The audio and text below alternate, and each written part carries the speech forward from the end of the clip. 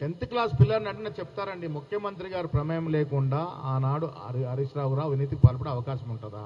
ఒకవేళ పాల్పడి ఉంటే మొదటిసారి ఆయన ఇరిగేషన్ మంత్రిగా ఉన్నప్పుడు ఆయన తీసేసే అవకాశం ఉంది కదా. 1 సంవత్సరం పాటు పక్కన పెట్టి మళ్ళీ రవి చెప్తాను పక్కన పెట్టి మళ్ళీ ఎందుకు తీసుకున్నాడు? కేసీఆర్ కుటుంబం అంతా ఒకటే, ప్రజల్ని మమ్మపెట్టే భావనలోనే ఈ రకరకాల యాంగిల్స్ ఎత్తుకుంటున్నారని నా అనుమానం. చూద్దాం కవిత గారి ఎపిసోడ్ మీద కేటీఆర్ గారు ఏం స్పందిస్తారు, కేసీఆర్ గారు ఏం స్పందిస్తారు. పార్టీ అఫేర్, వాళ్ళ పార్టీ అఫేర్లో మాకేం సంబంధం?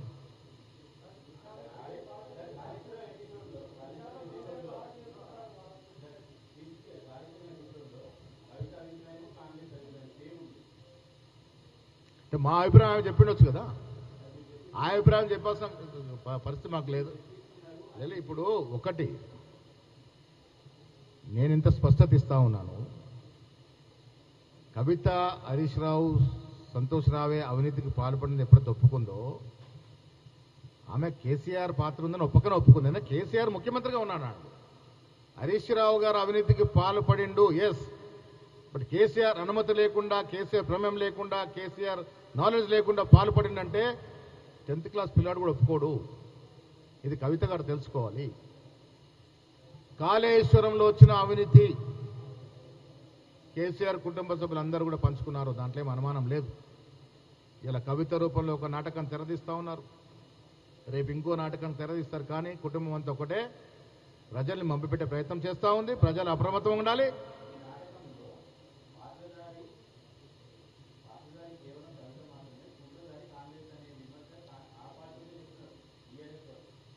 నేను అందుకే చెప్తా ఉన్నాను, మొన్నటి వరకు కవిత వెనకాల రేవంత్ రెడ్డి గారు ఉన్నారట కదా అని మీరే అడిగినారు. మరి అటు వెనకాల నుంచి ఇటు వెనకాలకి ఎట్లా వస్తారు? అయినా ఎవరెనక ఉండాల్సిన అవసరం ముఖ్యమంత్రికి ఏముంది?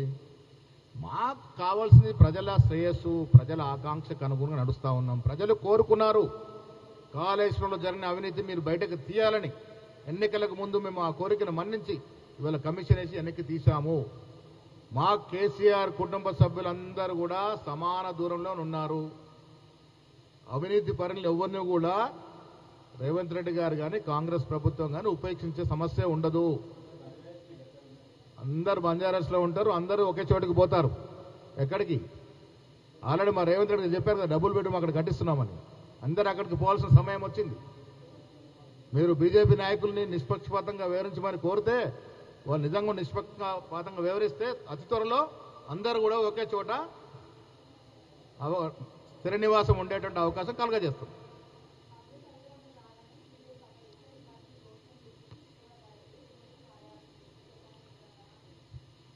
సిబిఐకి అప్పచెప్పడానికి కారణం ఏంటి? ఘోష్ కమిషన్ పరిపూర్ణ నివేదిక ఇచ్చింది, వాస్తవాలు బయటకు వచ్చాయి. ఇప్పుడు కలిపి సిబిఐ మొత్తం ముద్దలా సిబిఐకి ఇచ్చాం. సిబిఐ యాక్ట్ చేయాలి, సెంట్రల్ ఏజెన్సీ కాబట్టి వారికి ఇచ్చినాము. మేము చర్యలకు పోలుకుంటే కక్షపూరితంగా చేస్తూ ఉన్నారు, ఇబ్బంది పెడుతున్న మాట వస్తుంది. అందులో బీజేపీ వాళ్ళు కూడా దీన్ని ఏటీఎం అన్నారు కదా, వాళ్ళ సత్తా కూడా చూడాలి కదా. చూస్తాం దాని పరిస్థితిని బట్టి, డెన్సిటీని బట్టి. ఇలా కాళేశ్వరం అనేది చాలా పెద్ద నేరం. అడ్డగాని ట్యాపింగ్ చిన్న నేరం కాదు, ట్యాపింగ్ కూడా పెద్ద నేరమే. అవసరం అనుకున్నప్పుడు దాన్ని కూడా సిబిఐకి ఇచ్చే అవకాశం పరిశీలిస్తాం.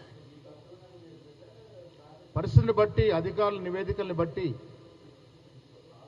ఇప్పుడు ఏ కేసైనా నేను ముఖ్యమంత్రి గారు ఛేదించేది ఉండదు, దానికి ఒక ప్రొసీజర్ ఉంటుంది. ఆ ప్రొసీజర్ ప్రకారం వచ్చినప్పుడు, ఇక్కడ తేలినప్పుడు దాన్ని ఆలోచించారు.